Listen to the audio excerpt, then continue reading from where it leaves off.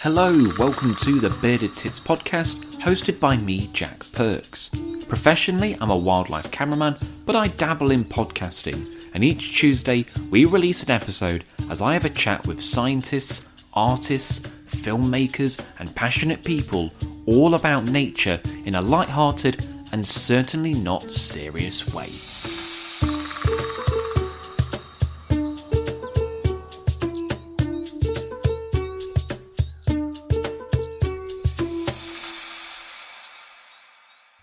Hello and welcome to the Bearded Tits podcast. I'm your host Jack Perks, and today my guest is Will Pender, who is arguably one of the biggest names in species hunting and LRF, although he'd never say that himself, but he's a very, very talented species angler. He's won all kinds of competitions and he's very good at what he does.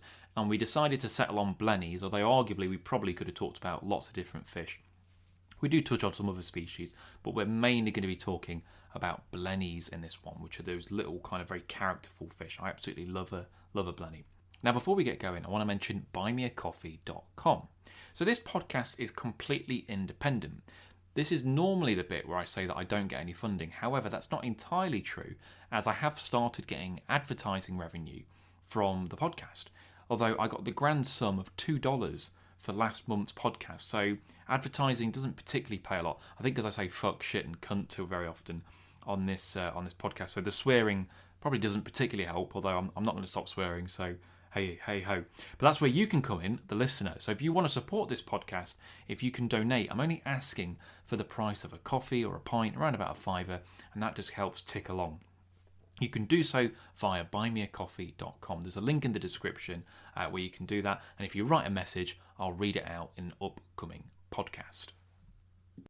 If you can't afford anything, one of the things that you can do is share the podcast. You can maybe write a review for the podcast, or you can subscribe to my YouTube channel, which is Chasing Scales.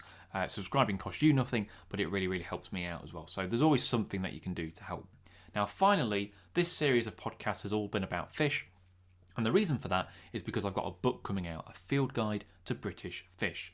Now, we're talking about Blennies in today's episode. Blennies, of course, do feature in the book. They are one of my favourite fish. They're definitely up there. I do love a Blenny. So we go into detail about butterfly Blennies, Montague's Blennies.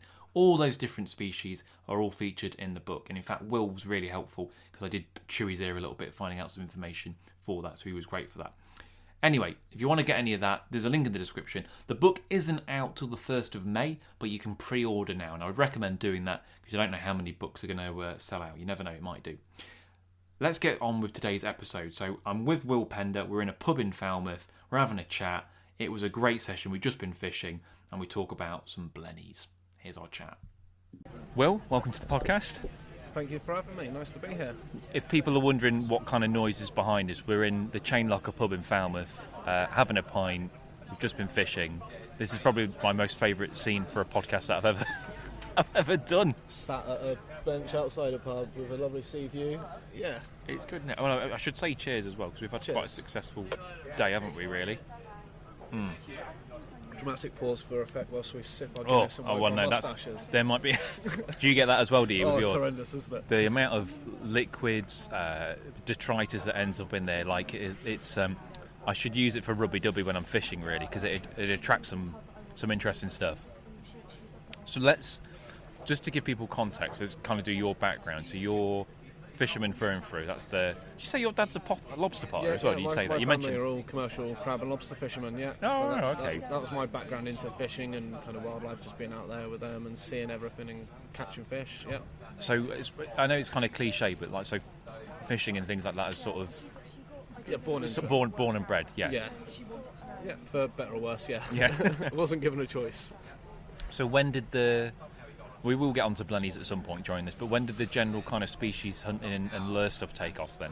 So I'm in my mid-30s, probably my early 20s are when I really regained the passion for fishing, sea fishing, and then part of that was species hunting. Chasing big fish was great, but it wasn't fast, it wasn't dynamic enough. I couldn't switch my brain off enough. I needed to be moving and chasing it down, you know.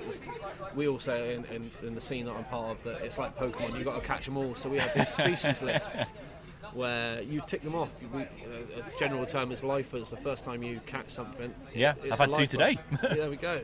It's on a list, and it's a male. It's not male. Sorry, I'm not. We like collecting things, be it lists.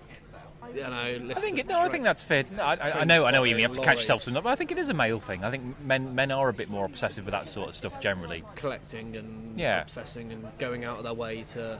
If I had to guess, do you have any other collections, or do you obsess over anything else? No, it's just purely fishing. No, I used to, and then get in a long-term relationship and have kids, and compromises have to be made. And I wasn't compromising on one So. No, fair enough. So I one of the things I do is collect beer mats. That's how exciting I am. That's pretty good. It's one step away from stamps, I think. I'm not quite got into that, but you're not a lepidopterist yet. That's butterflies. I was going to say it's butterfly. Yeah. What's the? I can't remember. I don't know what the stamp one is. I don't mind. I've not started collecting butterflies just yet, but who knows? One day might give it a go. But it can be quite obsessive, can't it? So the reason I'm in Cornwall is to try and get a few new species. One of them today was a Montague's Blenny, which was absolutely chuffed. We'd pretty much written it off, hadn't we, with that? We put a lot of time in on a certain patch of area, and they just weren't happening. We were on the way back to the car, and just saw that bit of movement, didn't we? And that was it. Get in there. And you smashed one out first, and I was like, okay, there is hope. And then I got one, which was tiny. It's probably one of the smallest fish I've ever caught. But I was such beautiful fish, the Montague. I mean, a lot of people listening to this probably, what the fuck is a Montague's Blenny? Yeah.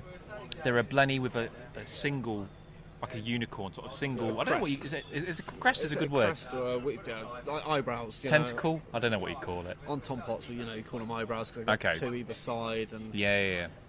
Aside from wondering what a Montague's is, they're wondering why grown men chase inch-long fish about on their hands and knees in rock pools. Because we're not insecure. Yes, that's what it is. You've got to have thick skin. Yeah, because the amount of times I'll be fishing for the little stuff, and you'll just see someone chucking out feathers or like a 12-inch fucking lure overcompensating, and they're just like, "What are you after?" And you're like, "Oh, I'm after gobies or little wrasse," and they just look at you like you're an idiot, and you're like, "You're missing out, mate. This is great fun. Anything could happen. It's exciting. It's addictive, I think, as well." And anything a sub £3 bass is classed as bait fish to a lot of those guys. There's no differentiation between a sprat and a herring. No, God no. A smelt or a pilchard. It's all bait fish in their eyes. It's crazy, isn't it? But the Blennies, I'm a mess. I love a Blenny. I don't know if they're necessarily your favourite. You like catching them, but I don't know if they're your favourite fish to catch. But there's a few. I'm just trying to go through them in my head. So we've got Montague's Blennies, we've got Tom Pots, which you mentioned. Tom Pots, common Blennies, also known as a shanny. They're the ones that you're most likely to find when you take the kids in the rock pools. Yeah. So differentiation between Blennies and gobies is Blennies are smooth-skinned, whereas gobies will be more rough-skinned, scaly. Is there? I did not know that. They also have like the fins on the belly. The gobies do, whereas Blennies don't. Oh, I didn't know that. Because generally you get people just go, little fish, it's a goby. Yes. And you're like, no. Yeah. The exception being the black-faced Blenny, which I'm sure we'll chat about more. But that not being a true Blenny is rough-skinned. But because I for years I was saying it's not a Blenny, but it is a Blenny. It's just not a comb-tooth Blenny. So it is technically still a Blenny, but it's not a triple fin. I think there's only 5 or 6 worldwide varieties. Okay, but we've got the blackface. But and what else we got? Ringnecks. Ringnecks. Which where we're sat right now, you can get ringnecks, can't you, in Falmouth? Then you've got your northern ones, which are your yarrels and your eel pout, which have an additional name that don't ask me to pronounce. Viviparous Blenny. There we go, thank you. Yes, yeah. which means live bearing. Okay. Yeah, so that's why they're called that. What else have we got? Oh, and butterfly, obviously, as well, which you were going to come on that trip with me, weren't you? I was. We were going to fish, and it just didn't quite materialise through life. But again, they're here in Falmouth. I think Falmouth might be the only place in the country where technically you could catch all the Blennies. I think you'd struggle with the yarrels. Oh yes, and the eel pout. Yeah, that's true. Because you get most of them. They're deep, colder water. Yeah, so they're more. You don't get them southwest as much. No, I haven't heard or seen of any. Okay. So it'd be lovely if they were, and I didn't know about it, and we discovered them, or somebody else did, and we're able to chase them down. But it would do, wouldn't it? No, we get 4 or 5, so yeah, which would be pretty good in a day. Yeah, that would do, wouldn't it? With some of them being like unicorns of the sea, so politically say. We sound very unpolitically correct, sat in a pub saying black-faced, but that's its actual name. That is its actual name. They are bright yellow with a black head. Yeah, so the males are, aren't they? The breeder males. Yeah, but they are something else. If you've never heard of a black-faced Blenny, have a Google, because they look like they look like should be on the coral reef, don't they? But you get them in Cornwall and Dorset and whatever. And they are stunners. They're really, really pretty little fish. You mentioned like unicorns, and I guess people talk about that in terms of like very rare stuff.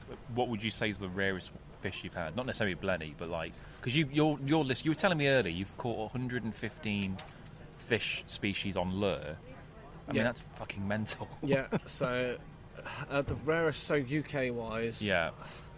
I guess it's all conjecture, isn't it? Like what one person considers, but yeah. It is, and it's also viability. So actually, the odds of, if you were in the right area, you had the tenacity and the patience and the conditions were perfect, you could probably target the black-faced blennies. They're very rare. There's only a handful of people that have targeted them and caught them on lure. And then you've got other things like a dogfish, which people catch for love nor money on bait. They're a pest species, but again, there's only been a handful caught on lure. So it's weighing it up. What is harder to get on a lure? What is not? Yes, yeah. You know, the butterfly blenny is up there. You can target them from the boat, but a shore one is pretty much unheard of down this way. On a lure as well. I mean, I don't know anyone that's got one on a lure. Is incredibly hard. Guys have done it, but it's. Oh, people have got them on. I didn't know that. Okay. So shout out to Adam Kirby and Dan Sissons. They did it on lure from the boat. So, fantastic. Okay. Extra challenge in itself. But, there's stuff. I had a John Dory the other night. I saw that blew a lot of people's minds because it is so freakishly amazing looking.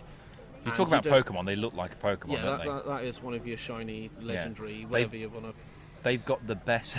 That was a good Pokemon reference. They've got the best scientific name, I think, of any fish. Do you know the scientific name of John Dory? No, please don't hit me with the. Okay. I catch the buggers. So the John Dory scientific name is Zeus Faber, which sounds like a superhero, I think, but.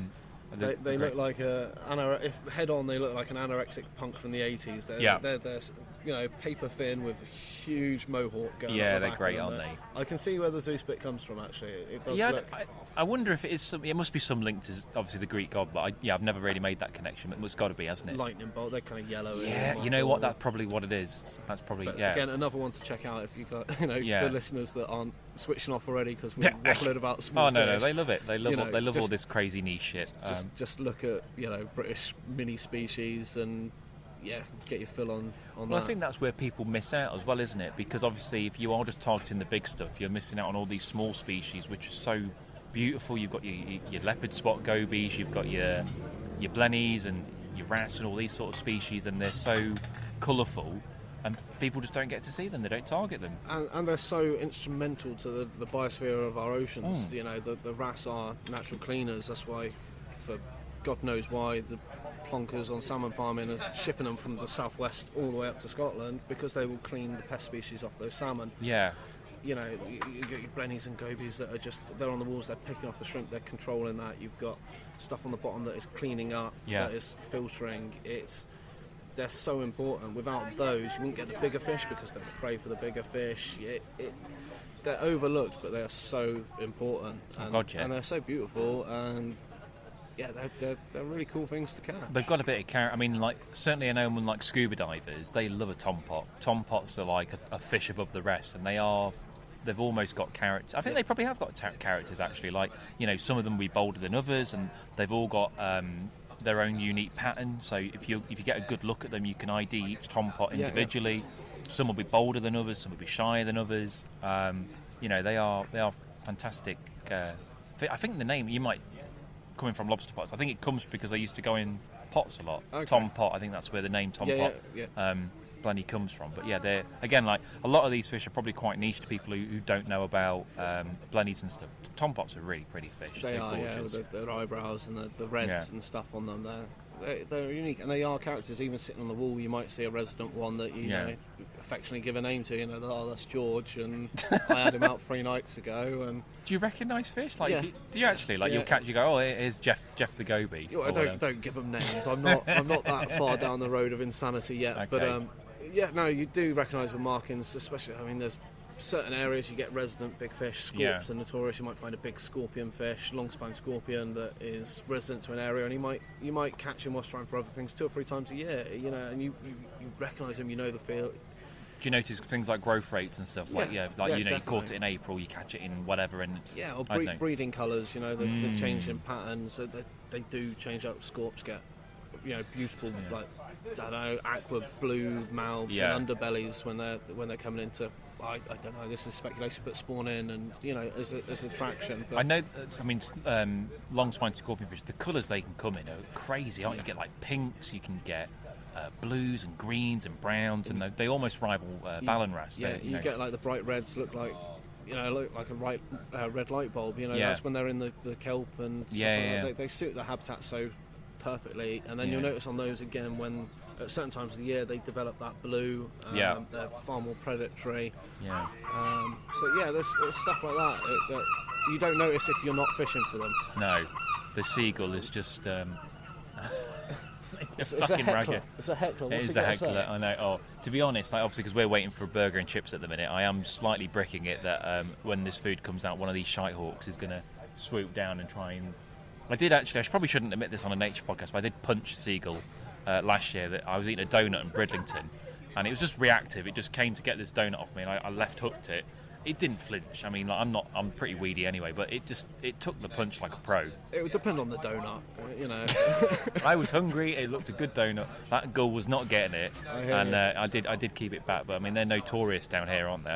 Is it St Ives? I think it's pretty bad for it. St Ives, there's a few stories. Yeah, there's somebody's chihuahua got ripped out of their hands because the seagull mistook it for the assumption is the seagull mistook it for a pasty and they dropped it 20 foot out in the sea when it yipped at them. No, did it actually? Yeah.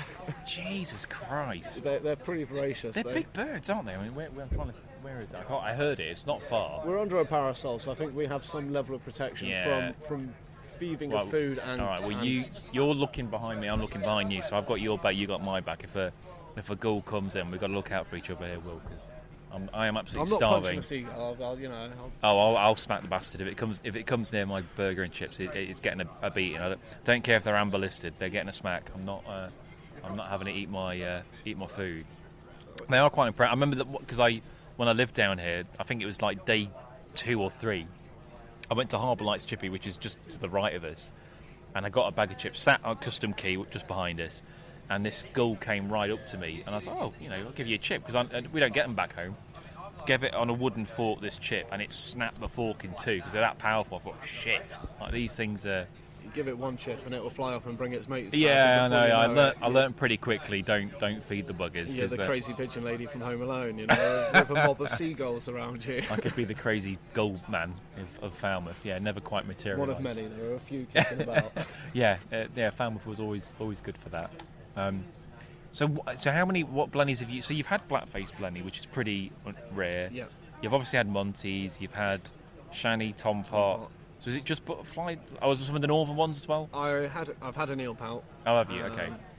And that's it. So the yarrows I've never had. That's high up there on the bucket list again. That's I've seen them in Scotland. I've been snorkeling around harbours and stuff. And they're kind of because they've got crazy eyebrows, haven't they? Like full on front. They got like a forest growing out of their head. They're crazy looking things. And the butterfly blenny I've never had. Yeah. Well, I'm sure if anyone's going to get them, it's going to be you at some point. We'll give it a go. You've got a few trips coming up that I will try and jump onto. Yeah. And I've got. I am up for. I mean, because so the reason they're called butterfly, I assume the reason they're called butterfly blennies is they got a huge dorsal fin that looks a bit like half of a butterfly's wing, with the predominant black spot on it. So you're not likely to mix them up with something else, and they're pretty. See, I can't work out if they're rare or just under-recorded. I suspect they're more common than people think. Yeah.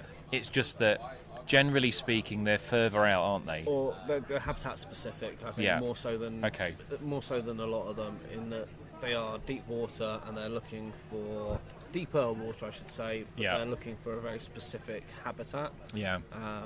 And people generally aren't fishing that in the way that you would catch them. They're fishing that with bigger hooks for things like your bream and your wrasse species. Yeah. And there's no way you're going to get a 2-3 inch long fish no. on a bigger size hook that you would normally catch one of those larger fish on. No. So the under-recorded part, I think, is a key factor. I think so, because I've had people tell me I know they're in Falmouth. There are butterfly blennies here. I've seen pictures from divers. Obviously, Dorset's a bit of a hot spot. I know North Wales, a lot of the whelk fishermen in their pots, they get butterfly blennies all the time. But, if you're not using a small hook, you're not going to pick them up. So it's a small hook and the light braid, so that you're cutting against that tide and that depth of water, and you're feeling it. I think looking at them, I think even if you have a small hook, there's a chance, even if it takes it, you're going to pull it straight out. It's not going to necessarily. You're not going to be able to set the hook. I'll be honest, so if anyone's interested, there's a video on YouTube of me, Ben Bassett, a couple of other lurfers going after them, and me and 3 other people caught them on that day. I felt a bit of a twitch, but it wasn't whapping the rod round. I just thought, I think I've got something on. Got it to the top. I was like, oh, holy shit, this is a butterfly blenny. So I think that's probably my favourite fish that I've caught in terms of species hunting. I think that's up there. I don't know if many people have caught them, to be honest. They're not a common one, are they? They're not a common occurrence unless guys are deliberately targeting them. No. Might see a couple each year coming up on the species hunt pages where people have got specific marks at deep water from the rocks that they can do it all from the boat. Yeah, but then mini species hunting from the boat is so niche because guys would rather just go out and catch big fish. You're putting that fuel cost in and the cost of everything.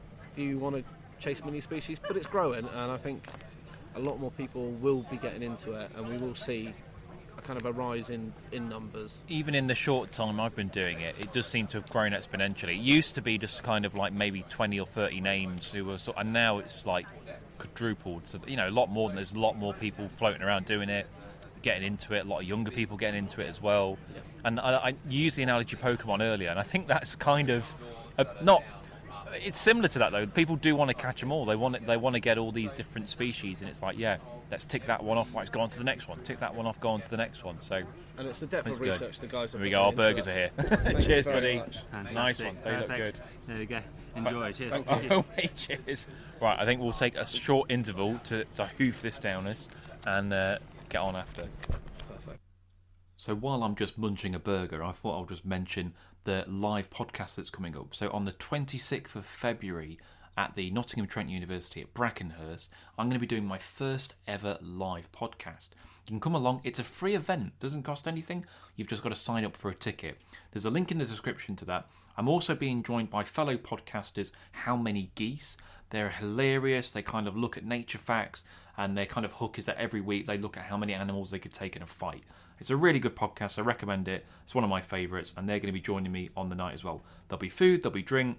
I'll be selling some of my merch on the night, so if you want to grab a poster or any of that sort of tat that I'm trying to sell all the time, you can get some of that. It should be a great evening. My guest for the night is Ross Burney, and he's also a wildlife cameraman. He's worked with David Attenborough, he's worked on Netflix, he's worked on kind of big blockbuster films. He's done all kinds of stuff. He's got a wicked sense of humour, so it should be a fantastic evening. So if you want to join me for my first ever live podcast, I'd love to see some of the listeners there. Please do come along. 26th of February, Nottingham Trent University. You just have to sign up for a ticket, which is a link in the description. Right, I've now finished that burger. Let's get back to talking to Will about Blennies. Well, we're fed, we're relatively watered. That burger was pretty. I should just point out, we're not sponsored by the Chain Locker Pub, but that was actually a pretty good burger and chips, wasn't it? Can't complain at all, actually. No, that was very nice. That was all right. We were chatting while we were eating about some of the weird stuff that's turned up in Cornwall this year.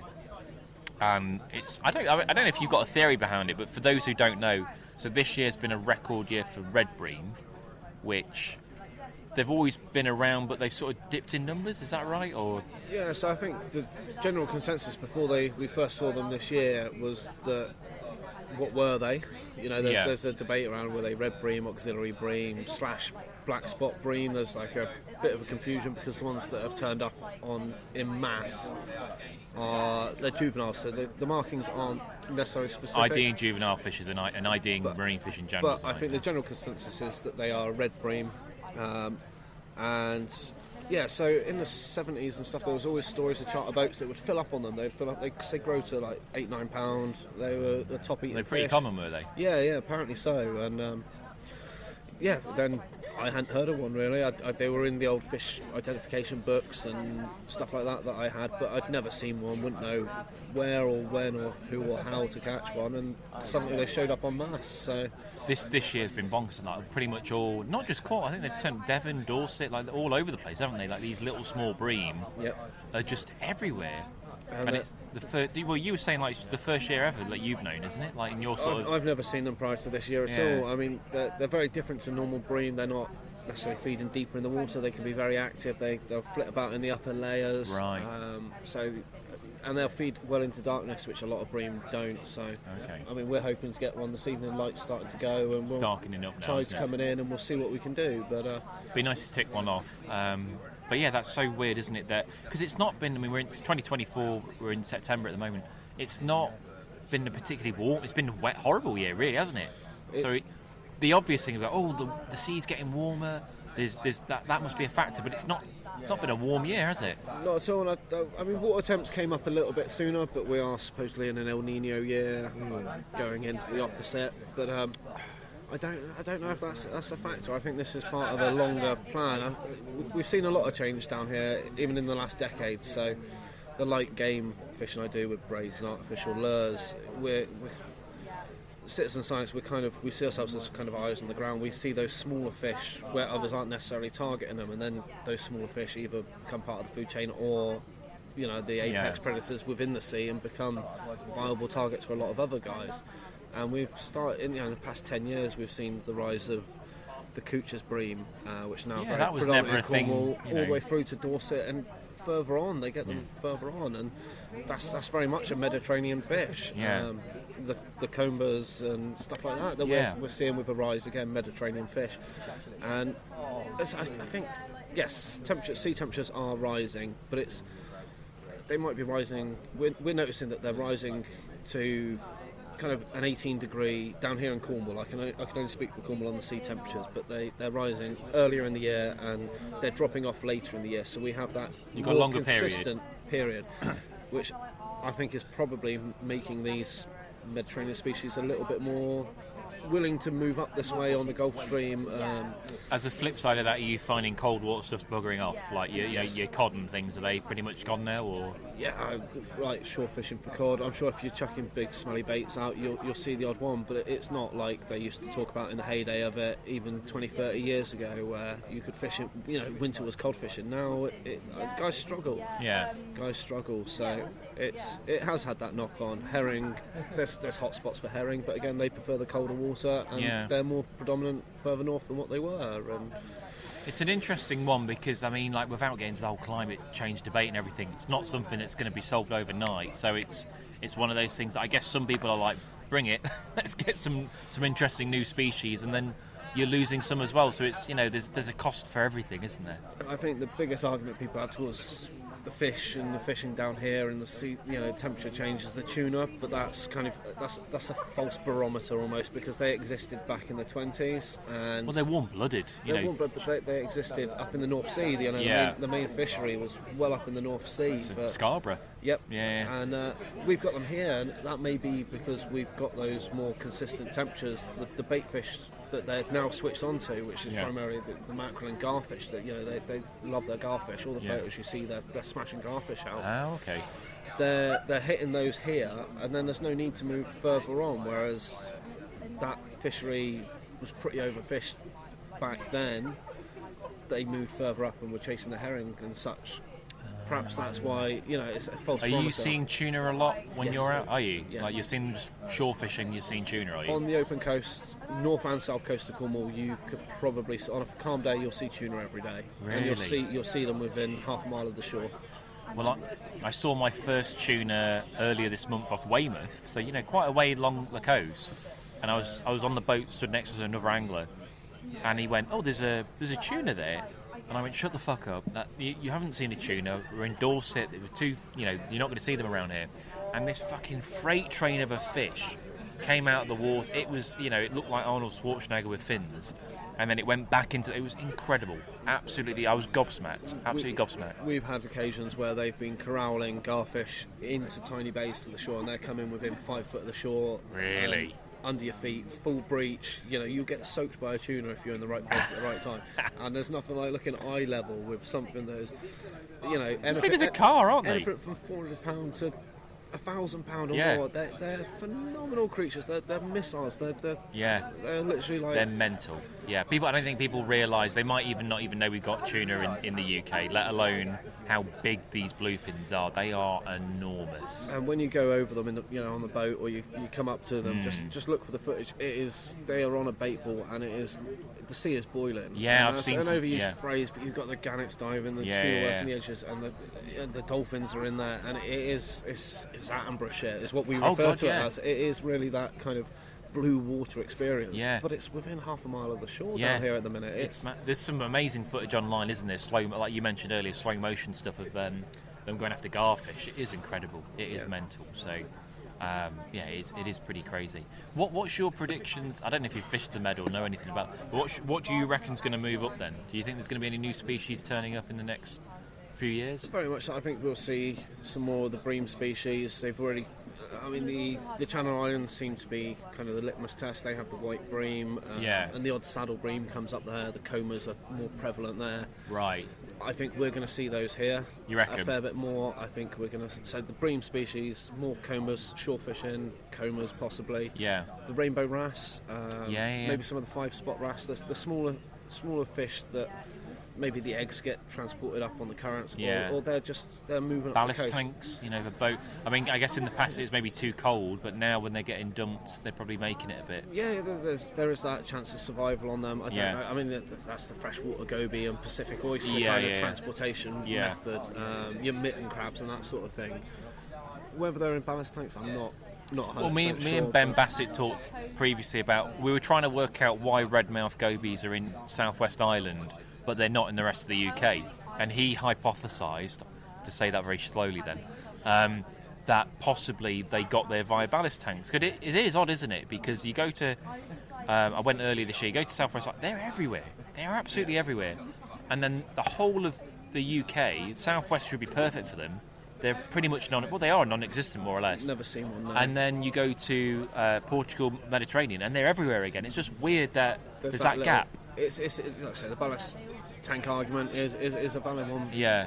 But I'm not sure that's the only way, not to counter him. No. Bassett's theory. He's a great guy and love him to pieces. Yeah, he's okay, love is a bit strong. Sorry, buddy. Yeah. Not butterfly, Portuguese Blennies. There's been appearances of them coming on the extremities of the Southwest Island, they're there, yeah. But I'm not wholly convinced. I have seen Portuguese Blennies when rockpooling and stuff on the Isles of Scilly. They do occur from time to time. It's a job to tell between them and the tompots. They're very similar in kind of morphology.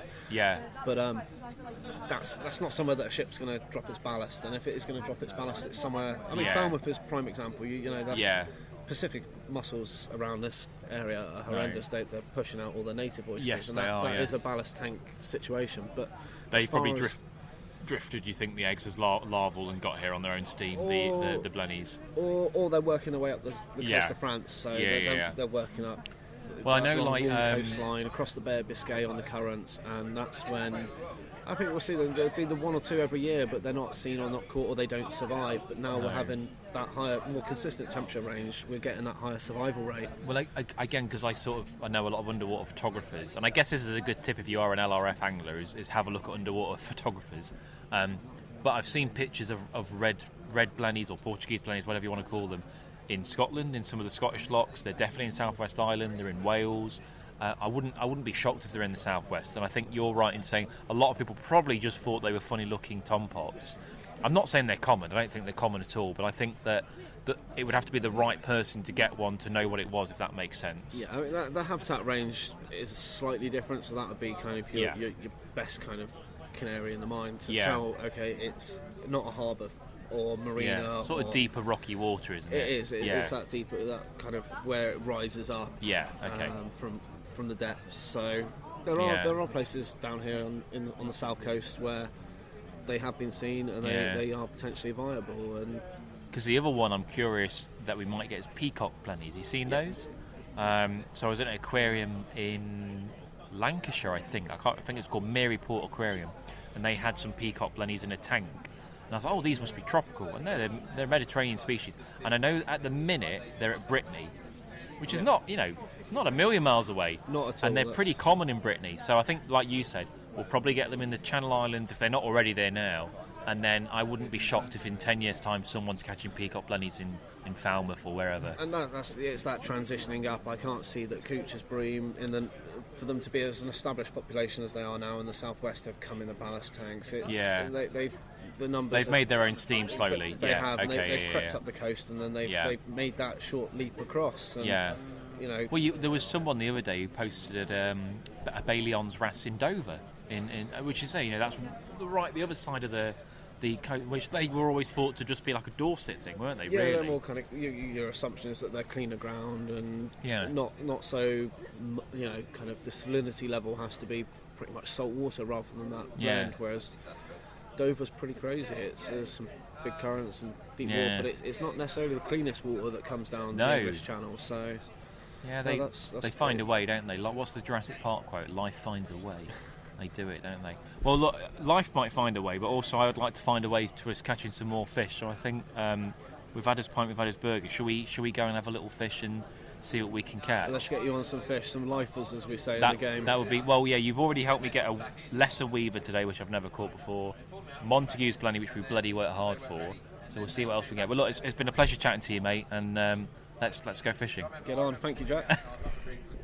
That was Will Pender. I absolutely love Will to bits. He's a fantastic bloke. He's always been very generous with helping me out find species, whether to film or catch or whatnot. So he's brilliant. We talked about red bream there. I don't want to spoil it.